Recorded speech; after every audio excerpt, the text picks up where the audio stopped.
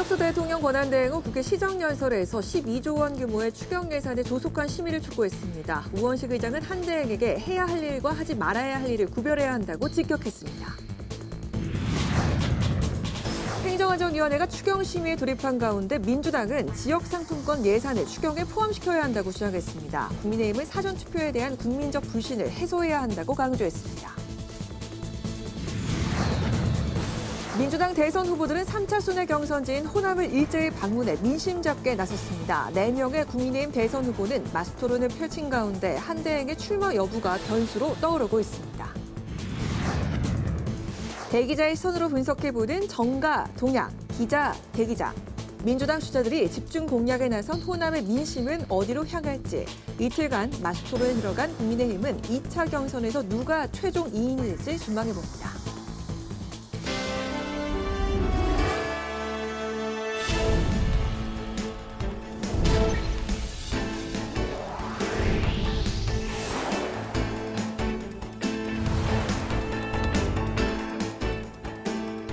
여러분 안녕하십니까. 4월 24일 목요일 국회 라이브 6 시작하겠습니다. 오늘은 행정안전위원회 중계방송으로 늦게 시작합니다.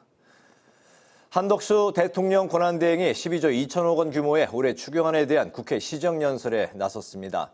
한 대행은 위기 대응에는 재정의 타이밍이 중요하다며 국회의 조속한 심의와 의결을 당부했습니다. 시정연설 직후 우원식 국회의장은 한대행이 해야 할 일과 하지 말아야 할 일을 구별해야 한다고 직격했습니다. 이소희 기자가 보도합니다. 한덕수 대통령 권한대행이 올해 첫 추가 경정 예산안 시정연설에 나섰습니다. 대통령이 아닌 권한대행이 예산안 시정연설을 하는 것은 1979년 이후 46년 만입니다. 한대행은 대한민국이 대내외적으로 중대한 도전에 직면한 시기라고 입을 뗐습니다. 미국의 관세 부과와 고물가 장기화 등 여러 과제에 대응하기 위해 추가 재정의 적기 투입이 중요하다고 강조했습니다.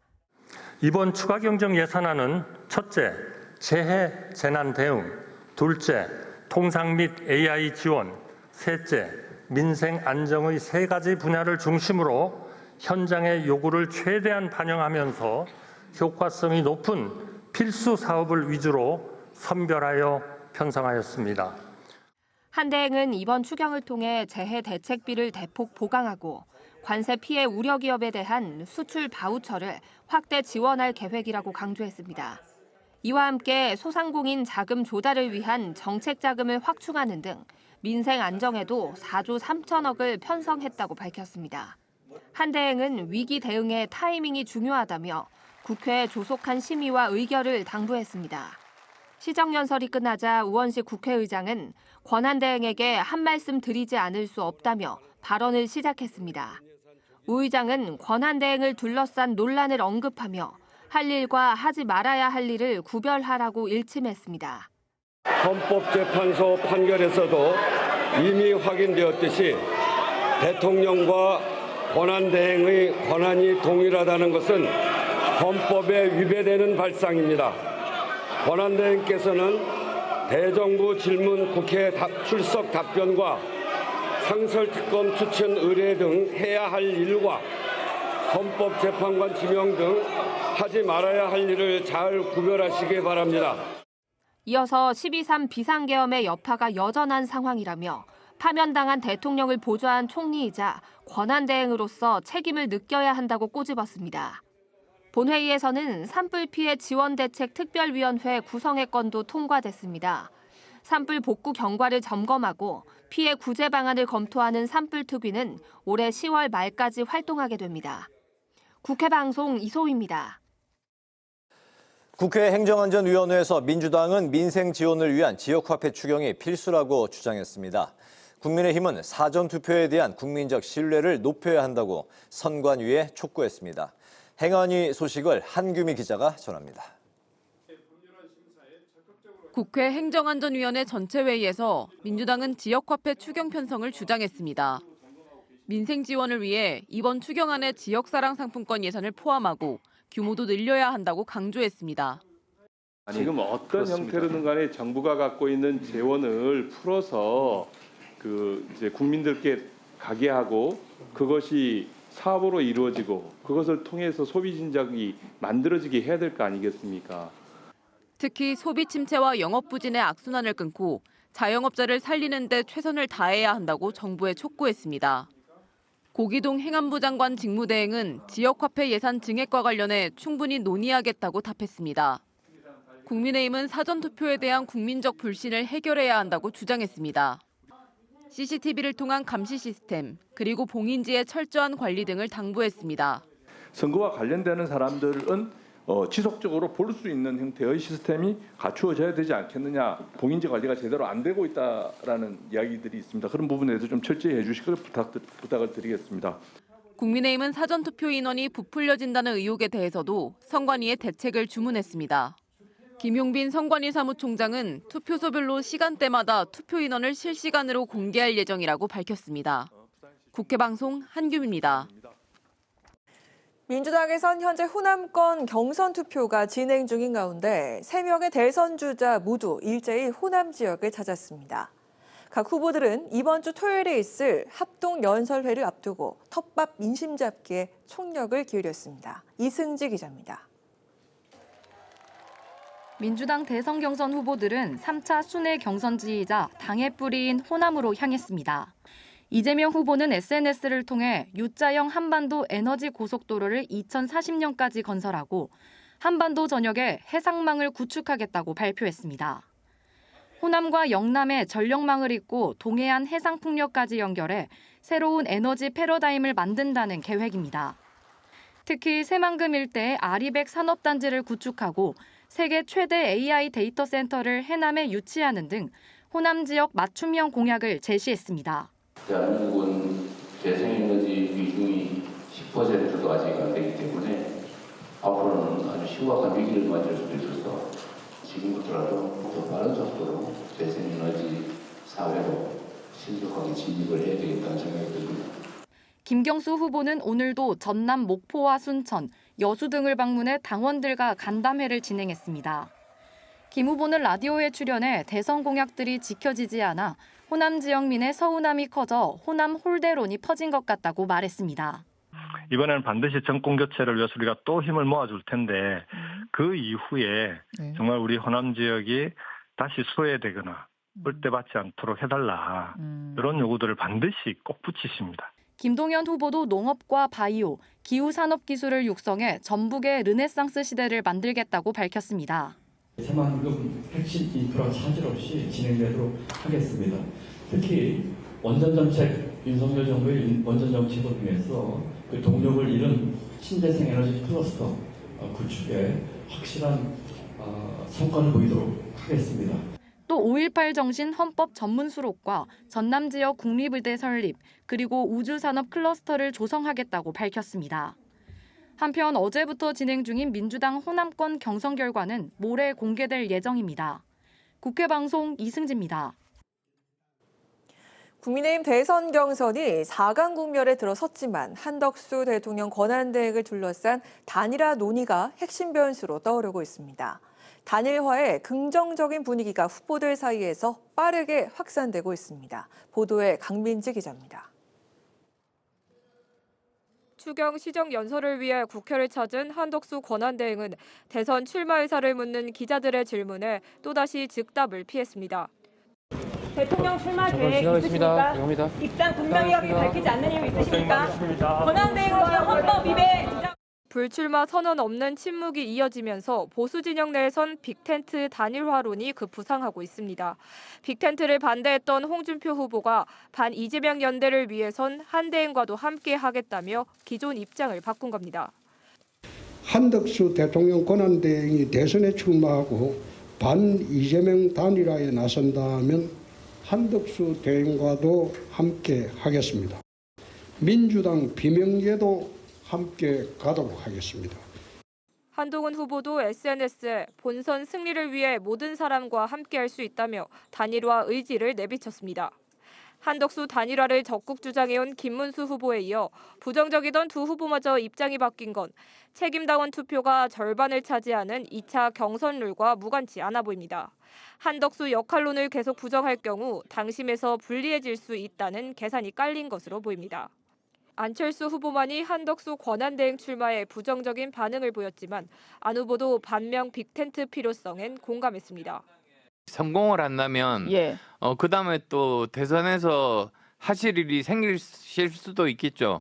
이런 가운데 4명의 후보들은 오늘 1대1 맞수 토론을 벌였습니다. 대통령 선거를 다시 해야 되는 것도 모든 뿌리, 책임과 시작이 우리 한동훈 후보에게 있다고 생각해서 김 후보님 비롯한 다른 분들이 제 옆에서 같이 나서서 그 잘못을 막으려고 노력해 주셨어야 한다고 생각합니다. 누가 배신을 한 겁니까? 내일은 연일 신경전을 이어가고 있는 한동훈 홍준표 후보의 3시간 끝장 토론이 실시됩니다. 국회 방송 강민지입니다.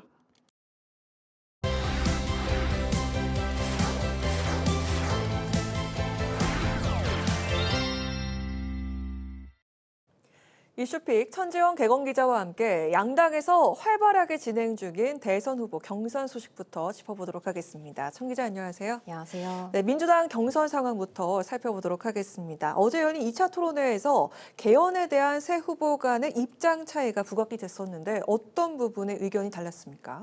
네, 이재명, 김경수, 김동연 이 세 후보 일단 모두 개헌 필요성에는 이견이 없습니다.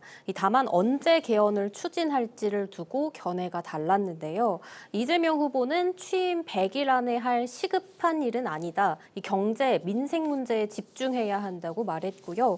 김동연 후보는 그러자 그 말은 임기 내에 안 하겠다는 말 아니냐 그렇게 들릴 수 있다고 반박했습니다. 이 김경수 후보는 내란 세력과 동거하는 정치 세력과는 이 개헌 논의를 진행하기 어렵다고 말했습니다.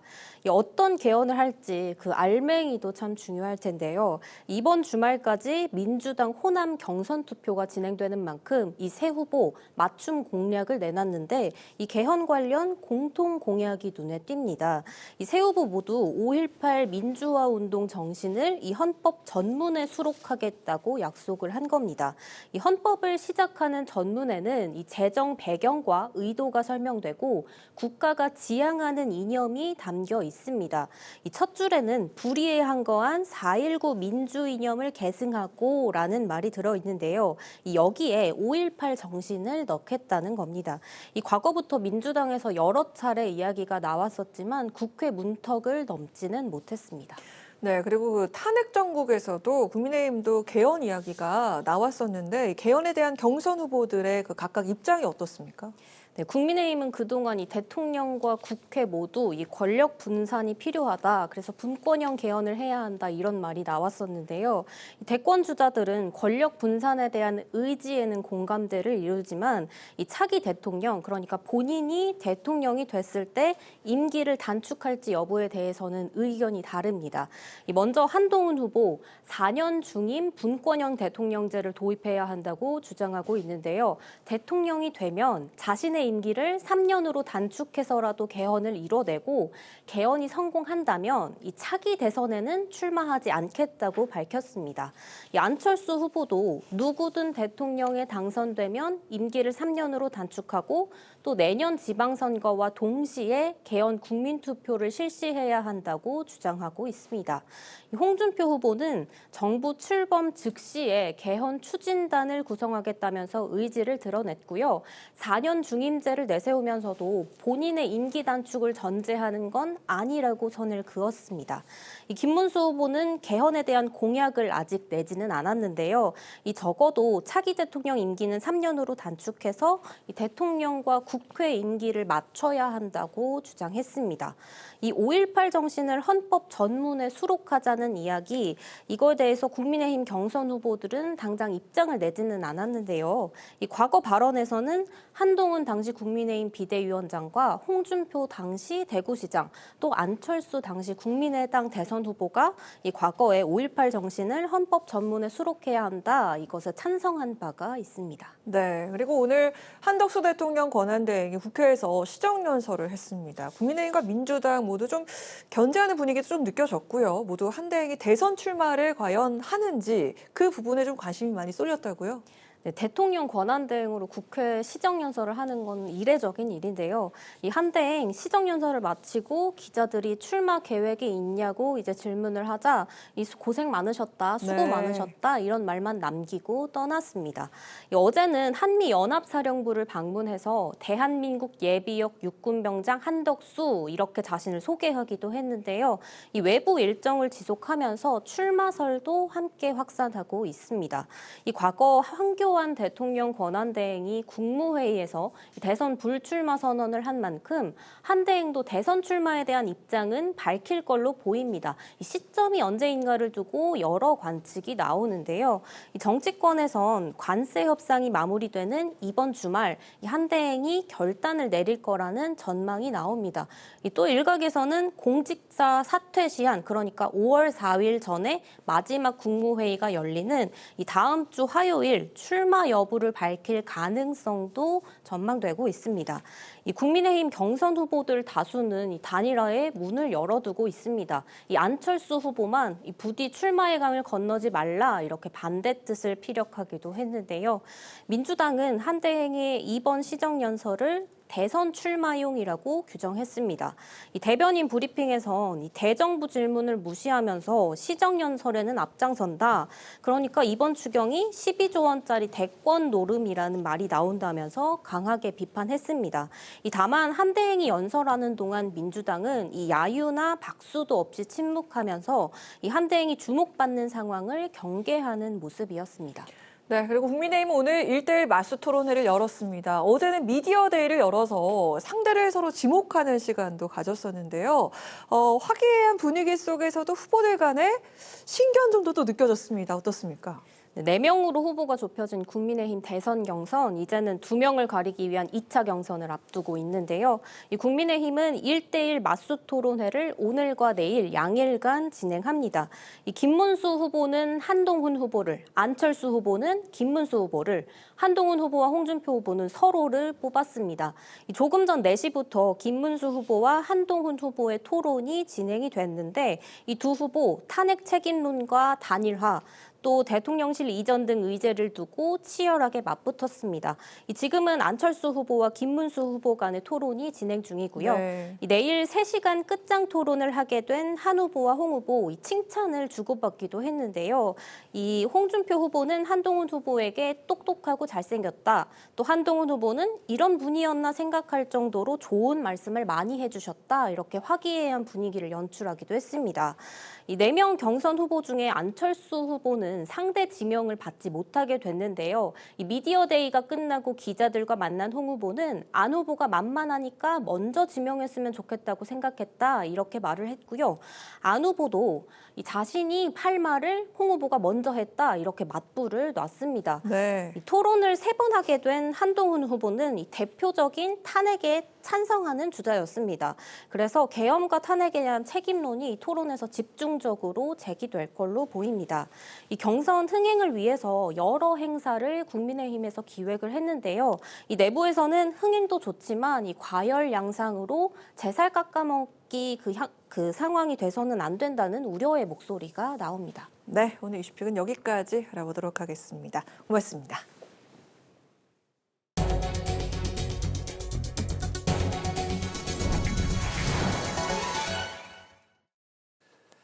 AI 시대를 맞아서 대선 후보들의 교육 공약에도 AI를 활용한 정책들이 쏟아지고 있습니다. 지역별 교육 격차를 해소하고 균등한 교육 기회를 제공하는 내용의 다양한 방안도 제시됐습니다. 후보별 교육 공약, 김지수 기자가 짚어봤습니다. 지역별 교육 격차를 해소해 지역 발전을 이끌겠다는 민주당 후보들. 이재명 후보는 지방 거점 국립대가 세계 수준의 연구 중심 대학이 될 수 있도록 집중적으로 투자해야 한다고 강조했습니다. 지자체의 교육 권한을 확대하는 방안도 제시했습니다. 지방 교육을 사실은 좀 자치권을 좀 확대해가지고 시도지사들에게 좀 권한을 주는 게 어떻겠느냐. 김동연 후보는 대학 정원 구조를 바꿔야 한다고 주장했습니다. 저는 근본적으로 이 대학의 이 지역 할당제, 소득 할당제로 판을 바꾸자는 주장을 하고 있습니다.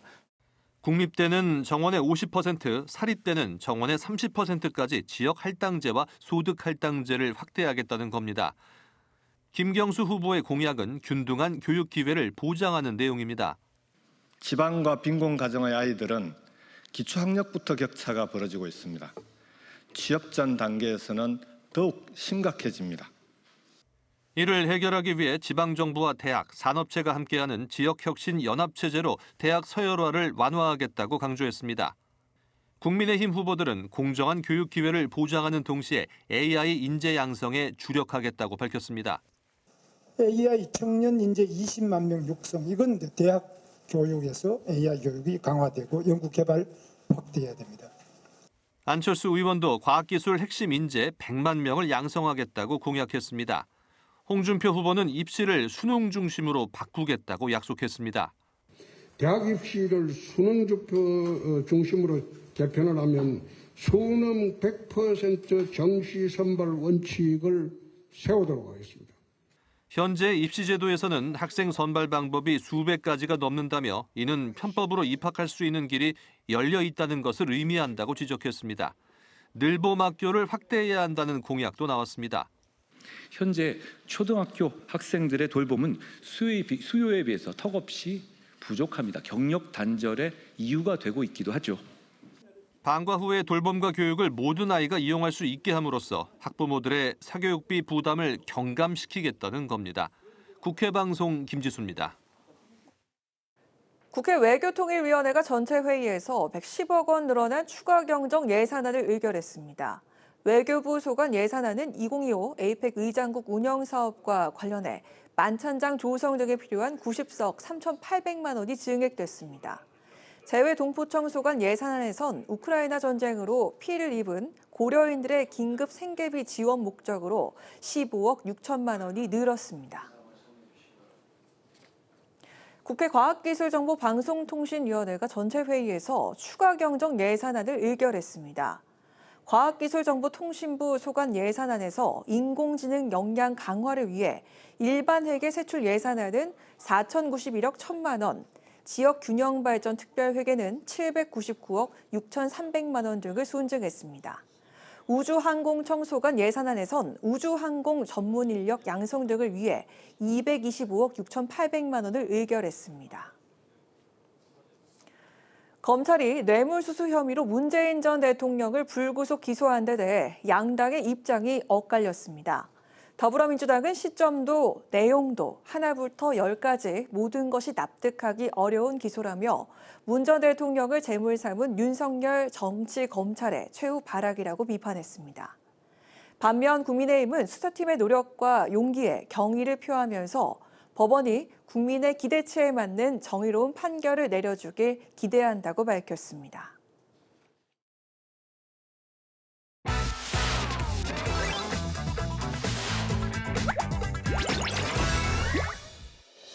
(4월 24일) 강아랑이 전해주는 정치권의 뜨거운 말말말 강아랑의 정치랑입니다.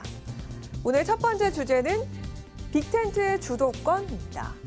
국민의힘의 대선 경선 4강전이 본격적으로 시작된 가운데 한덕수 권한대행의 대선 출마 시 단일화 여부를 포함한 이른바 빅텐트 주도권에도 열을 올리는 분위기입니다. 이재명 후보를 꺾으라는 국민의 지상명령을 받들기 위해서는 한덕수 권한대행만이 아니라 누구라도 우리는 같이 손잡고 하나가 돼야 된다고 생각합니다. 당연히 해야지. 대동단결을 해서 빅텐트를 쳐서 반드시 이겨라, 이런 지상명령이 있다고 생각합니다. 이처럼 가장 먼저 일찌감치 빅텐트 가능성을 열어둔 김문수 후보에 이어 그간 빅텐트에 부정적인 반응을 보여왔던 홍준표 후보 역시 수용 의사를 밝힌 겁니다. 한덕수 대통령 권한대행이 대선에 출마하고 반 이재명 단일화에 나선다면 한덕수 대행과도 함께 하겠습니다. 또한 이준석 개혁신당 대선 후보와도 빅텐트를 위한 협상을 후보가 되는 즉시 진행하도록 하겠습니다. 당내 찬탄 반탄을 가리지 않고 모두 함께 가도록 하겠습니다. 한덕수 권한대행의 출마론이 계속되면서 향후 한대행과의 단일화를 전제로 한 빅텐트론이 급부상하고 있는 건데요. 바로 국민의힘 경선의 핵심 변수가 한대행의 출마 여부에 달린 셈입니다. 그렇다면 탄핵 찬성파에 속하는 나머지 두 후보의 입장은 어떨까요?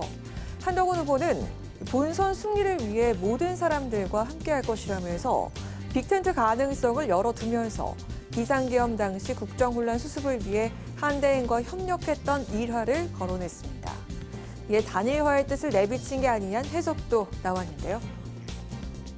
언론적인 얘기고요. 네. 그리고 이 이슈가 한덕수 이슈가 오늘부터 시작되는 토론에 그 쟁점이 될 필요가 없다. 미리 차단해 버린 거라고 저는 해석을 해요. 2차 사자 경선에서 과반 득표로 당선되면 한덕수 차출론은 그날로 그냥 없어집니다.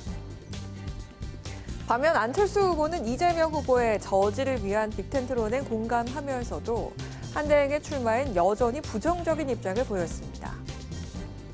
안 된다고 봅니다. 남은 기간 동안 이 한덕수 대행께서 최선을 다해가지고 미국과 협상을 하시라. 이재명 대표를 대통령으로 만들지 않겠다는 생각이 같으면 모두 다 힘을 합쳐야 된다.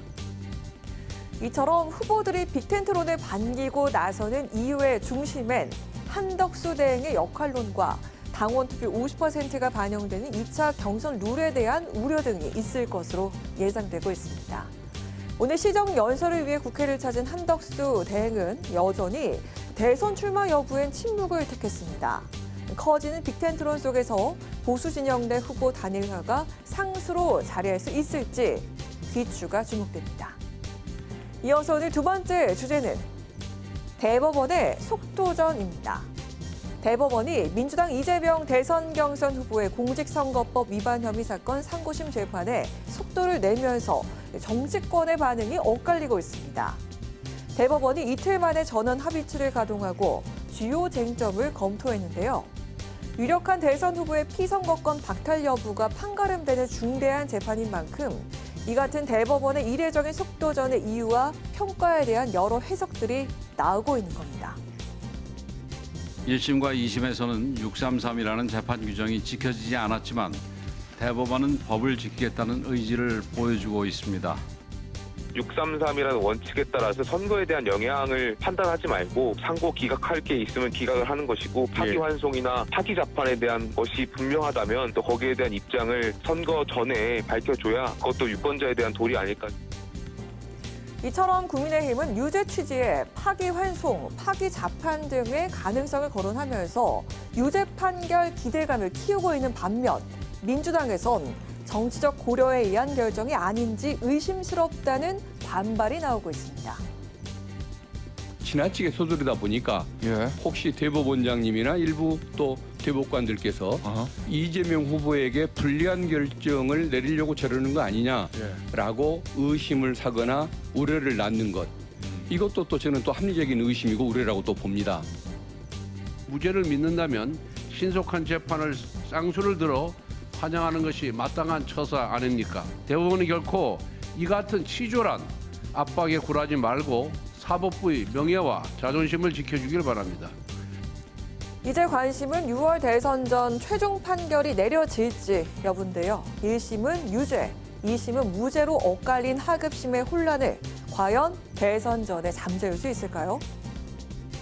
대법원이 이 사건을 결론을 빨리 내리지 않으면 대통령에 만약 그 이재명 후보가 당선된다고 하면은 뭐 이런저런 해석이 있지만 재판할 수 없거든요, 현실적으로. 그래서 이걸 털고 가려고 하는 게 아닌가. 그러니까. 대법원이 대선 전에 이 전 대표의 유무죄를 명쾌하게 가려 국민의 참정권 행사 판단에 도움을 줘야 한다는 지적도 적지 않은데요. 대법원의 이번 속도전은 무엇을 의미하는 것일지 정치권 역시 해석을 자제하고 차분히 재판 결과를 기다려야 할 것으로 보입니다. 지금까지 강아랑의 정치랑이었습니다.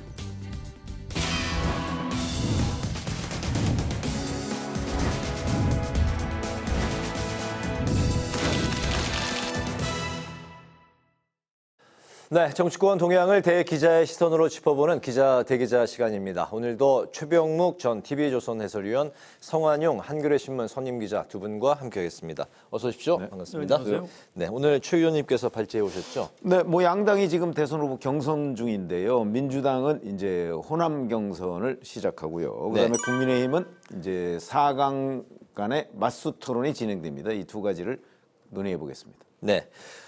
오늘 한덕수 권한대행이 국회에서 추경안 시정연설을 했습니다. 민주당이 추경 증액을 요구하면서 이제 공세에 나섰고 국민의힘은 협조를 촉구했습니다. 연설 직후에 관심을 모았던 장면이 있는데 바로 우원식 국회의장이 헌법재판관 지명 등에 대해서 한덕수 대행에게 할 일과 하지 말 일을 잘 구별하라 이렇게 작심 발언을 했습니다. 한덕수 대행의 연설과 그동안의 행보, 최근의 행보 좀 어떻게 일주일 동안 좀 바라보셨는지 성 의원님 말씀부터 들어볼까요? 네, 일단 오늘 뭐 시정연설 내용 굉장히 좋았고요. 네.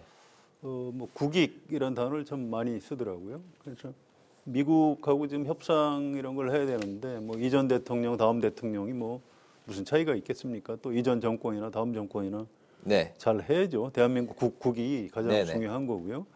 오늘 한덕수 대행도 그런 얘기를 굉장히 많이 하더라고요. 국익이 최우선이라는 원칙하에 뭐 이제 당연히 맞는 얘기고요. 네. 또 지금은 추가적인 재정의 적기 투입이 중요하다. 뭐 이것도 맞는 얘기입니다. 이건 뭐 과거 기준으로 여야 관계없이 다 동의하는 얘기고요. 또 저는 이제 오늘 좀 눈에 굉장히 뜨인 게 미국하고 관세 협상을 하는데 우리도 가능한 한 신속하게 협상에 돌입하고 일단 협상 시작은 얼른 해야 된다 이런 얘기고요. 근데 그 다음에 충분한 협의 시간을 확보해서 유예 기간 내에 국익을 극대화해야 한다. 이게 굉장히 중요한 얘기입니다. 그러니까 시작은 빨리 해야 되지만 지금 미국에서 유예 기간을 90일인가 했죠. 그래서 그 사이에 우리가 미국하고 협의할 수 있는 충분한 시간을 확보해서 해야 된다. 이 얘기는 다음에 대통령 되는 분이 나를 이어받아서 이 국익을 위해서 미국하고 협상을 잘 이어나가야 된다. 이런 중요한 메시지를 담고 있다고 봅니다. 그래서 이 어떤 뭐라고 그럴까요? 이 대통령 권한대행으로서 국익을 위해서 뭐 지금 국정을 열심히 챙기는 한덕수 권한대행의 어떤 진정성 뭐 이런 게 좀 돋보이는 연설이 아니었나 이렇게 생각을 합니다. 네, 알겠습니다. 국익을 위해서 했던 시정연설 뭐 상당히 돋보이는 연설이었다. 아니 그러니까 그 추가 경정 예산안의 내용을 보면요. 내용이야 뭐 지금 필요성이나 이런 부분 여야가 아니고 이제 민주당이나 국민의힘 다 공감하는 부분 아닙니까? 근데 이제 민주당 쪽에서는 한덕수 대행의 그 대선 출마 문제를 가지고 이걸 자꾸 한덕수 개인의 어떤 그 출마 여부로 자꾸 들여다보고 있으니까 심지어는 이 추경안에 대해서도 뭐 곱지 않은 시선으로 보는 것들이 있는 것 같아요. 그래서 그런 부분은 사실 적절한 대응 태도는 제가 아니라고 보고요. 원래 이게 국회 추경이고. 추경안 시정연설은 누가 담당을 했습니까? 아니 시정연설은 원래는 대통령이 하는 거고요. 그 다음에 이제 대통령이 보통의 경우, 과거의 경우에는 대통령이 안 하고 총리가 이제 대독을 하는 경우가 많습니다. 대통령이나 총리가 기존에 해왔다. 그렇죠. 그래서 그래서 대독 총리라는 얘기가 옛날에 나왔던 거거든요. 그거 이제 대신 읽는다 뭐 이런 의미인데, 자 뭐 그러니까 그거는 문제가 없습니다. 지금 대통령 권한대행이 하기 때문에 권한대행 국무총리잖아요. 그러니까 대통령 권한대행으로서도 할 수 있고 국무총리도 할 수 있는 겁니다. 그리고 내용상 뭐 지금 추경의 필요성이나 이런 게 잘 설명이 돼 있고 지금 말씀하신 대로 국가 이익을 위해서 대미 관세 협상 이게 가장 중요한 거 아니겠어요? 그런 부분에 대한 필요성이나 시점 뭐 이런 것도 제대로 짚은 것 같고, 그런데 문제는 이제 민주당이 그 이 부분과 그 한덕수 대행의 대선 출마 문제를 이렇게 묶어서 이제 정치적 공세를 벌이는 바람에 약간 좀 시끄러웠던 것 아닌가. 그래서 그거와 좀 별개로 뗐으면 아주 모양이 좀 좋았을 법했다. 저는 이런 생각이 듭니다. 네, 관련해서 뭐 덧붙일 말씀 없으시면 다음 이슈 넘어갈까요? 네. 양당의 이제 경선이 한창 진행 중인데 조금 전에는 국민의힘 대선 경선 후보들이 맞수 토론을 진행했습니다. 오늘은 김문수 후보가 한동훈 후보를, 또 안철수 후보가 김문수 후보를 상대로 주도권 토론을 이어갔는데 이 부분 어떻게 보셨는지 역시 성 의원님 말씀부터 들어볼까요? 예, 뭐 이렇게 뜨겁게 토론을 한 건 아닌 것 같습니다. 네. 예의를 갖춰가면서 점잖게 했고요. 오히려 좀 뭐라고 그럴까요? 흥행에는 뭐 별로 좀 도움이 좀 안 된 것 같다. 이런. 약간 제살 깎아 먹기시까지는 가지 말자 이런 좀 그 기류가 그런 있는 것 같아요. 공감이 있었던 것 같아요. 네네. 그 처음에 1차 경선 때 좀 너무 약간 좀 수준이 낮은 공방을 주고받았다가 여기저기서 좀 혼난 그 후유증을 좀 겪고 있는 것 같습니다. 아무튼 뭐 점잖은 태도도 중요하거든요. 네. 정치 지도자들한테. 그래서 오늘 그런 태도는 굉장히 좀 좋았던 것 같고요.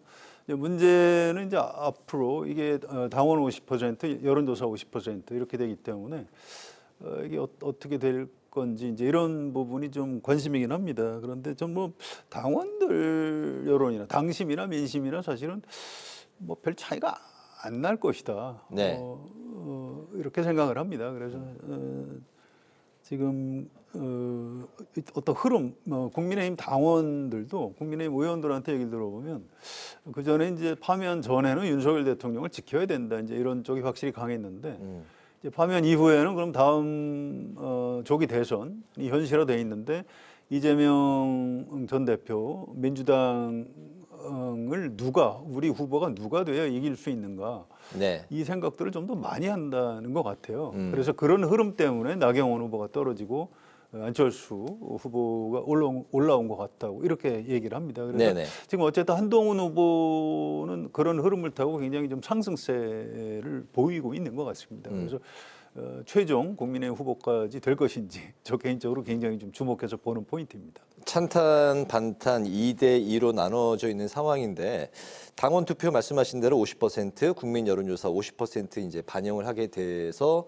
이제 2인을 또 뽑게 되는데 예상을 좀 해볼 수 있을까요? 거기에 이제 한덕수 대행의 출마까지도 같이 좀 곁들여서 말씀해 주시면 좋을 것 같습니다. 한덕수 대행 얘기는 좀 분리해서 다시 말씀드리기로 하고요. 네. 일단 이번 2차 경선에서도 과반 득표율이 나오면은 끝나거든요. 네. 그런데 지금 그럴 것 같지는 않아요. 이 3자가 세 사람이 굉장히 그 차이가 별로 나지 않는 굉장히 좀 팽팽한 접전이었던 걸로 알려지고 있습니다. 그래서 네. 이 과반을 하려면 누군가 한 사람은 이제 쭉 빠져야 되는데 지금 그런 상황은 아닌 것 같고요. 또 시간도 그렇게 여유 있게 있는 것 같지는 않습니다. 네. 그래서 지금으로서는 최종 2인 최종 결선까지 가는 것이 아닌가 뭐 이렇게 예측하는 게 맞는 것 같습니다. 네, 최종 후보를 지금 꼽기에는 좀 저는 좀 예측이 자신이 어려운 없어요. 상황인가요? 이게 지금 막 흐름이 움직이고 있기 때문에. 네.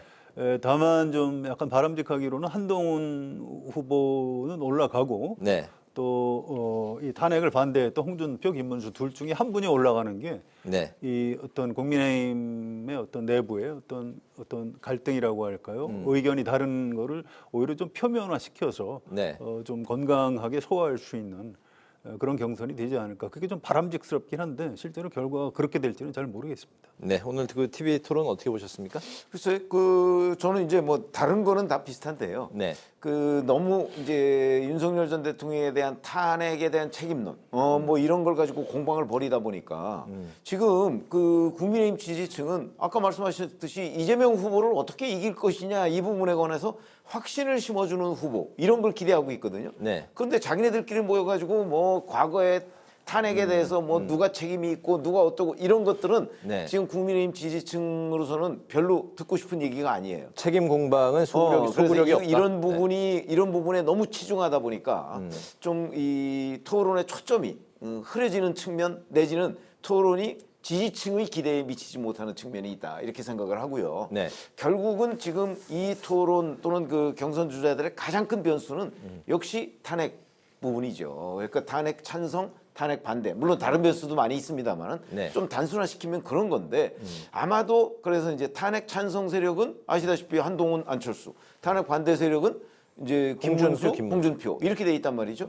그러니까 궁극적으로 두 명도 한 명 한 명씩 탄핵 찬성, 탄핵 반대에서 올라올 가능성이 좀 대단히 높다고 보고요. 네. 탄핵 찬성에서는 뭐 안철수 후보가 아무래도 한동훈 후보에 못 미치니까 이제 한동훈 후보는 거의 그 최종 2인에 올라올 가능성이 저는 높다고 보고 다만 이제 김문수, 홍준표 두 후보 간에는 지금 엎치락뒤치락해 여론조사에 따라서.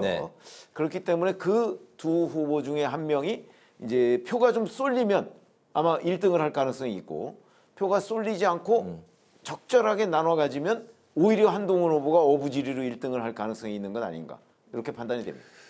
그 네 사람 중에서요, 이 한동훈 후보가 왜 상승세냐 이렇게 물어봤더니 국민의힘 쪽 사정을 아는 분들 설명은 뭐 이런 얘기를 하더라고요. 이 김문수, 홍준표, 안철수 이분들은 그동안 대선에 여러 번 나온 사람이라고 합니다. 이제 한동훈 후보는 윤석열 대통령 때문에 이제 검사 출신 대통령에 대한 좀 부정적인 그런 여론이 있을 수는 있는데 어쨌든 정치 신인이라는 점. 그래서 이제 사실은 작년 총선에서 참패한 다음에 전당대회를 했는데 그때 윤석열 당시 대통령하고 친윤석열 쪽에서 굉장히 어떻게든 막으려고 했거든요. 당원들은 생각이 달랐던 거죠. 그건 윤석열 대통령 책임이고 한동훈한테 한번 기회를 줘야 된다. 그래서 이제 대표가 됐듯이 의외로 이제 당원들도 아까 최 의원 말씀하신 대로 다음 대선에서 미래를 자꾸 생각하게 된다고 합니다. 그런 면에서는 한동훈 후보가 아무래도 강점이 있는 거죠. 그래서 이 흐름이 계속 이어질 것인지 개인적으로 굉장히 좀 주목해서 보고 있습니다. 그렇군요. 어쨌든 그 현재 상황에서는 한동훈 후보와 반탄의 2인 중에 좀 한 분이 후보로 좀 낙점될 가능성을 조심스럽게 보시는 거죠. 아주 높다. 알겠습니다. 이제 민주당 경선 상황으로 넘어가겠습니다. 어제 민주당은 2차 토론에서 개헌과 기본소득으로 공방을 벌였는데요. 김동연 후보가 개헌을 즉각 추진하자고 했고 이재명 후보는 이에 대해서 시급한지 의문이다 반박을 했습니다. 이어서 이제 이 후보가 기본소득을 이야기하자 김동연, 김경수 후보는 시기상조다 이렇게 맞섰습니다. 두 이슈에 대한 민주당 경선 후보들의 의견 좀 어떻게 보셨을까요? 글쎄, 근데 저는 민주당 경선 자체가요. 뭐 사실상 이제 방송에서는 그렇게 얘기를 안 하지만 확정된 거 아닙니까? 이렇게 되다 보니까 김동연 후보와 김경수 후보의 저런 그 여러 가지 문제 제기가 굉장히 중요한 논쟁이고 중요한 주제예요. 그런데도 그게 주목을 못 받는 이유는 저 사람들이 민주당 후보가 될 가능성이 없다는 거죠. 그런 점에서 본다면 개헌과 기본소득 뭐 이런 것들처럼 중요한 내용이 어디 있겠습니까? 그런데도 이제 지금 민주당 경선이 워낙 압도적으로 뭐 사실상 거의 끝난 상태나 마찬가지이기 때문에 주목을 못 받는 점이 저도 개인적으로는 좀 아쉽습니다. 이런 부분에 대한 논쟁이 조금 더 활발하게 좀 진행됐으면 하는 희망인데 어차피 이번 판은 지금 뭐 이재명 후보 판 아닙니까, 민주당은? 그런 점들에 대해서 토론이 활성화되지 못하는 게 좀 아쉽다 이렇게 생각합니다. 네, 송 의원님. 제가 볼 때는 뭐 크게 뭐 각이 서지 않았고요. 뭐 별 차별성도 없었던 것 같습니다. 원래 개헌이라는 쟁점 자체가 이 약자, 그러니까 도전하는 사람 입장에서는 자꾸 하자고 하는 거고요. 강자, 지키는 쪽에 있는 사람은 좀 신중하게 얘기하고 이제 본래가 좀 그런 겁니다. 그런데 민주당 2차 토론도 이제 마찬가지 그런 흐름이었고요. 뭐 이재명 후보가 뭐 그렇게 서두를 필요는 있느냐 이렇게 얘기를 해놓고 또 이제 추가로 오늘 또 기자들 앞에서 약간 추가 설명을 했어요. 이 개헌 이거 중요하다, 해야 한다, 이런 식으로 좀 보충 설명을 했고요. 내용도 약간 더 얘기를 했습니다. 그러니까 국민이 가장 원하는 4년 중임제, 또 국무총리, 국회 추천제 뭐 이런 것들을 해야 하고요. 또 헌법 전문의 5.18 정신을 반영해야 하고 국민 기본권을 좀 더 강화해야 하고 또 지방 분권을 헌법에 명시해야 하고 이런 얘기들을 좀 더 했습니다. 그래서 본인이 개헌 의지가 이제 있다는 이런 얘기를 했고요. 각 당 대선 후보가 선출이 되면 어차피 또 개헌과 관련한 공약을 내게 돼 있거든요. 그래서 그런 공약을 내서 좀 본격적으로 대선 후보 토론 과정에서 아마 얘기를 하게 될 것이다. 이 얘기까지도 오늘 이재명 후보가 추가로 설명을 했습니다. 그래서 개헌 얘기가 지금 당내 경선보다는 각 당 후보가 선출된 이후에 좀 더 본격화할 가능성이 좀 있는 것 같고요. 또 이제 기본소득 이건 약간 오해가 있는 것 같아요. 이게 제가 알기로는 이재명 후보가 기본사회라는 단어를 썼습니다. 그러니까 AI 시대에 일자리가 줄어들 것 같은데 이제 그럼 어떻게 하느냐? 우리 국민은 뭘 먹고 사느냐? 이제 이런 얘기를 하다가 이재명 후보가 국가가 각 영역에서 좀 보장을 내주는 보편적인 기본 사회로 갈 필요가 있겠다. 이렇게 얘기를 했는데 이걸 이제 기본소득을 얘기한 걸로 이렇게 약간 용어가 바뀌었군요. 기존 기본소득에서 상당히 좀 차이가 있습니다. 사회로. 예. 네, 개념도 민주당 안에서 굉장히 오래된 거고요. 그렇군요. 기본 네. 기본 사회를 얘기를 한 것이기 때문에 이걸 네. 가지고도 사실은 뭐 그렇게 김경수, 김동연 후보하고 이재명 후보 사이에 뭐 심각한 논쟁이 벌어지지는 않은 겁니다. 알겠습니다. 민주당 이제 3명의 후보들이 이번 주말 호남 경선을 앞두고 모두 이제 호남을 찾았는데 관전 포인트가 이재명 후보가 호남에서 어느 정도 지지를 받고 전체 득표율은 뭐 어떻게 이제 종합될 것인지 어떻게 보십니까? 글쎄, 그건 아까 연장선상에서요. 네. 뭐 호남에서 얼마의 지지를 받고 투표율이 어떻게 되든 결과는 달라질 것이 없기 때문에 네. 제가 보기에는 아마 전체적인 흐름 뭐 이제 9대 0 뭐 이런 얘기를 하고 있는 상황 아닙니까? 89점 몇 % 이렇게 돼 있거든요. 뭐 그런 흐름에 큰 변화는 없을 거라고 보고요. 네. 지금 민주당 지지층은 결국 이재명 후보를 후보로 만들어서 정권 교체를 하자 뭐 이런 기대가 워낙 충만해 있기 때문에 네. 아마 과거보다 지금 현재까지 상황이 그렇죠. 그 투표율도 높아지고 있고 뭐 이런 상황이 계속 지속될 거로 봅니다. 뭐 다른 이견이 있을 수 없는 것 아닌가요? 민주당 네. 지지층 간에는. 알겠습니다. 호남에 말씀하십시오. 예. 뭐 이게 이제 이런 거예요. 뭐 9대 0 이런 얘기를 하는데 이게 사실 좀 어느 정도 예상이 됐던 겁니다. 이번 조기 대선 자체가 윤석열 전 대통령이 비상계엄과 그로 인한 헌법재판소의 파면 그 이후에 이제 조기 대선 이렇게 이어지는 거기 때문에 지금 나타나는 현상 자체가 이제 어떤 비상계엄 효과라고 할까요? 뭐 그런 거죠. 윤석열 대통령한테 가장 많이 좀 당하고 또 가장 치열하게 맞서 싸운 사람이 그래도 이재명 아니냐. 그러니까 네. 뭐 꼭 이재명 후보가 뭐 좋다, 대통령을 잘할 것이다 이런 분들도 있겠지만 그렇게 생각하지 않는 분들도 아이 뭐 이번에 이재명이 한번 하지 이제 이런 얘기들을 많이 하는 것 같아요. 그 흐름이 지금 민주당 경선에서도 나타나는 거고요. 이거는 지금 그 일반 전 국민 상대로 하는 여론조사를 해보면 이게 다자 대결도 마찬가지고 양자 대결을 해도 이재명 대 뭐 홍준표, 네. 이재명 대 김문수를 해도 차이가 좀 굉장히 많이 나거든요. 그래서 저는 사실은 이번 대선 국면 초기에만 해도 그래도 여야의 어떤 과거 여야의 고정 지지층이 따로 있기 때문에 뭐 본선에 가면 굉장히 좀 박빙의 치열한 그런 대선이 되지 않을까 이런 생각도 했는데 최근에 흐름을 보니까 그렇지 않고 좀 격차가 나는 그런 대선 결과가 될 수도 있겠다 이런 생각이 좀 듭니다. 이제 그 이유가 바로 이제 이번 대선이 이제 작년 12월 3일 계엄 때문에 벌어지는 거기 때문에 그래서 어쨌든 이재명 후보로서는 뭐 본인의 어떤 정치적인 역량뿐만 아니고 지금 이 벌어지는 환경에 의한 반사이익을 좀 굉장히 좀 많이 받고 있는 것 같습니다. 네, 알겠습니다. 마지막 이슈인데요. 역시 그 이재명 대표에 대한 이슈인데 대법원 전원 합의체가 이재명 민주당 대선 경선 후보의 선거법 위반 사건 심리를 위해서 두 번째 합의 기일을 이제 진행을 하는데 이제 문제는 이례적으로 신속한 재판이다. 이렇게 속도가 붙는 이유에 대해서 많은 이야기들이 나오고 있습니다. 그 이유 뭐라고 보시는지 그리고 그 부분이 대선 전에 결과가 나올지가 이제 관전 포인트인 것 그러니까 같아요. 그 부분이 지금 살 취재가 안 되는 상황이에요. 네. 지금 이게 이러다 마는 건지 아니면 정말 대선 전 심지어는 그 후보 등록 전에 결론이 나올 수도 있다. 뭐 이런 전망을 하는 사람들도 있단 말이죠. 네. 그런 걸 보면 이게 도대체 그러니까 시점과 내용 이게 다 취재가 안 되는 상황이기 때문에 여기서 누구도 단정적으로 얘기할 수가 없는 상황인 것 같습니다. 심지어는 조희대 대법원장도 대법관들의 의견을 들어서 이걸 결정을 해야 되는 거거든요.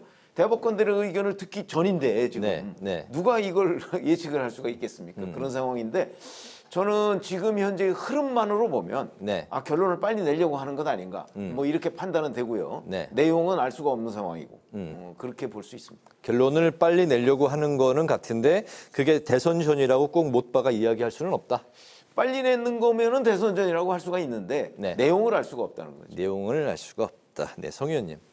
일단 헌법재판소하고 또 다르거든요. 그래서 대법원은 지극히 법률적인 이유에 의해서 서두르고 있는 것 아닌가 이렇게 추정이 됩니다. 네. 그러니까 헌법재판소에서는 절반 정도는 이제 정치적 판단을 해야 되는 기관이지만 대법원은 그렇지는 않거든요. 네. 그래서 기본적으로는 그 유죄 무죄를 정확히 가려서 뭐 할 수 있으면 빨리 하겠죠. 그러니까 상고 기각을 하거나 아니면 파기환송을 하거나 파기환송을 한다는 건 이제 유죄 취지가 되는 거죠. 네, 유죄 취지. 또 이제 국민의힘에서 일부 요구하는 것처럼 뭐 파기 자판을 할 수도 있겠죠. 네. 근데 이제 그럴 가능성보다도 저는 이제 이 대법원 사정을 좀 잘 아는 법조인들이 언론사 취재에 응해서 하는 얘기를 좀 자세히 들여다봤는데요. 이 헌법 84조 문제가 있다고 합니다. 네. 대통령의 불소추 특권이 현실적으로 이제 이 대법원이 이걸 판단을 해야 되거든요. 그래서 이거를 대법원 소부에다 맡길 문제는 아니고 일단 전원합의체로 사건을 넘겨놓고 네. 전원합의체에서 한번 판단을 해보자. 이게 역사상 전례가 없는 거기 때문에 여기서 대법원에서 어차피 판례를 만들어야 됩니다. 그러니까 쉽게 얘기해서 이재명 후보가 대통령에 당선이 되면 지금 진행 중인 재판을 어떻게 할 것인가. 이 재판을 중단하는 게 맞다. 이런 주장이 있고요. 네. 아니다. 공소 기각을 하는 게 맞다. 뭐 이런 주장이 있고 그렇습니다. 그런데 이 1차 판단을 대법원에서 전원합의체에서 하는 게 맞는 거죠. 그래서 뭐 그런 것 때문에 전원합의체로 좀 서둘러 넘긴 것 같다. 이런 분석도 전 꽤나 좀 일리가 있는 것 같고요. 네. 또 하여튼 기본적으로 대법원은 법률적 판단을 하는 기관이기 때문에 좀 믿고 신뢰를 가지고 네. 좀 기다려주는 게 맞겠다. 이렇게 생각을 합니다. 네, 헌법 84조. 헌법 84조에 대한 판단도 대법원에서 나올 수 있다는 말씀이신 1차 거죠? 판단을 어차피 법원에서 해야 되거든요. 거기에 네. 대해서 이유가 있으면 네. 헌법재판소로 이제 넘길 수는 있는 건데 그래서 알겠습니다. 그 문제를 좀 고려하는 것 같다. 이런 얘기를 전문가들이 하고 있습니다. 알겠습니다. 다음 주에도 비슷한 이야기가 또 나올 수 있을 것 같습니다. 업데이트된 이야기를 다음 주에 또 하기로 하고 오늘 마무리하겠습니다. 마무리로 두 분의 오늘 한 줄 논평 듣겠습니다. 성 의원님부터 들어보도록. 예, 이 여론조사 얘기를 제가 좀 아까 했는데 국민의힘 후보들 굉장히 좀 지지부진하거든요. 뭐 이대로 가면 대선 뭐 질 것 같은데 그 이유가 뭘까 뭐 여러 가지 생각해 볼 수 있습니다. 그런데 저는 어쨌든 이 비상계엄 때문에 벌어지는 대통령 거리에 의한 조기 대선이기 때문에 이 윤석열 전 대통령 문제를 국민의힘 후보들이 좀 정리를 잘 해야 될 것 같아요. 그러니까 세상사가 원래 그렇지만 사람이 살다 보면 잘못할 수 있거든요. 그러면 좀 사과하고 네. 뭐 책임지는 모습을 보이고 이렇게 해야 일반 국민이 좀 이렇게 용서해주고 마음을 풀게 돼 있는데 아직은 그런 게 좀 부족한 것 같고요. 특히 너무 뭐 정치가 어쩔 수 없는 측면이 있긴 합니다만 뭐 이재명은 안 된다. 뭐 이재명은 안 된다. 모든 후보들이 다 이제 이재명은 안 된다. 네. 이 얘기만 하고 있는데 이렇게 하는 게 과연 국민의힘 대선 전략에 과연 도움이 되는 건지 좀 의문입니다. 그래서 오늘 제 한 줄 논평은 반 이재명만으로는 안 된다라고 하겠습니다. 알겠습니다. 최 의원님. 지금 이제 이재명 후보의 사법 리스크 얘기를 했잖아요. 대법원 네. 얘기도 하고요. 뭐 그걸 포함해서 그다음에 이제 또 늘 선거 관리에 문제가 있습니다. 과거에도 이제 중앙선관위에서 뭐 여러 가지 그게 부정선거에 이른다고 얘기는 안 하겠지만 네. 적어도 부실한 선거 관리가 있었거든요. 이런 부분도 좀 이번에는 없도록 하고 특히 사전 투표에 관한 의혹 이런 것도 좀 깔끔하게 정리하고서 대선을 치러야 되지 않나 이런 네. 생각에 제가 한 줄 논평은 투명한 대선을 기대하며로 하겠습니다. 네, 기자 대기자 지금까지 최병묵 전 TV조선 해설위원, 성환영 한겨레 신문 선임 기자 두 분과 함께 오늘의 전국 현안 살펴봤습니다. 말씀 잘 들었습니다. 고맙습니다. 오늘 국회 라이브 6도 여기서 마치겠습니다. 시청해 주신 여러분 고맙습니다.